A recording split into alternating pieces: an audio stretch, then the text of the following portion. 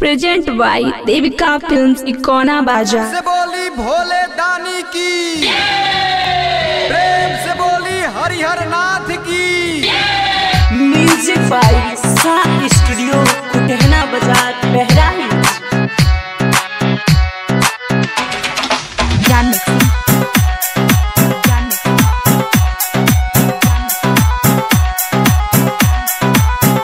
स्वामी हमरा से भांग न पिसाई, हमार दुखेला न राम कलाई।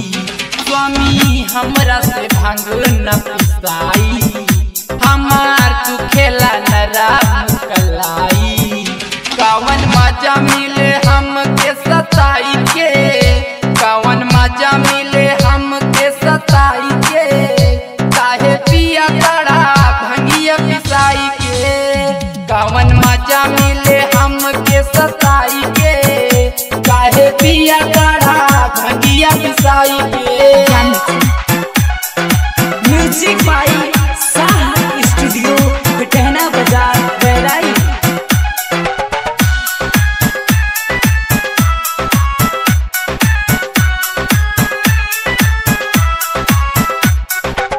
मेवा मिठाई तोहरे मन ही न भाता, भंगिया के देखी देखी मनवा डेराता, मनवा डेराता। नीना ए भोला जी मेवा मिठाई तोहरे मन ही न भाता, भंगिया के देखी देखी मनवा डेराता। हे भोला हम परेशान बानी तोहरा ई भांग से, हम परेशान बानी तोहरा ई भांग से। काहे पिया तारा भंगिया पिसाई के, कावन मजा मिले हमके सताई के। काहे पिया तारा भंगिया पिसाई के।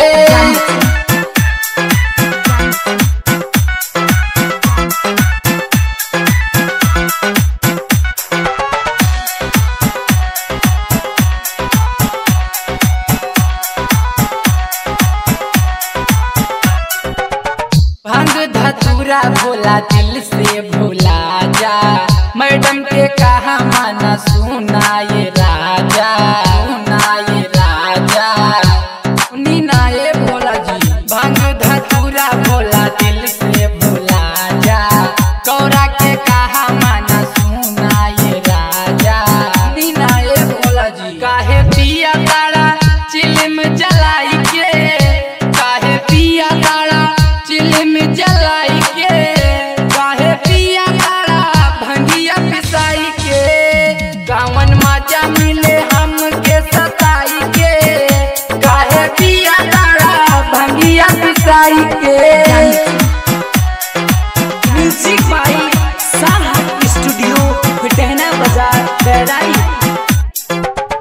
अमर सुरेंद्र अइले तोहरे दुआरे, सोनू अमित बाबू बम बम पुकारे, बम बम पुकारे। नीना ए भोला जी अमर सुरेंद्र अइले तोहरे दुआरे, सोनू अमित बाबू बम बम पुकारे, बम बम पुकारे। गाँव शिवम गाना तोहर बड़ी ध्यान से, गाँव शिवम गाना तोहर बड़ी ध्यान से।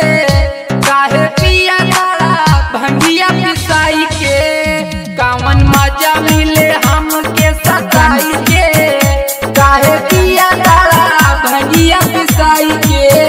म्यूजिक बाय साह स्टूडियो कुटहना बाजार बहराइच।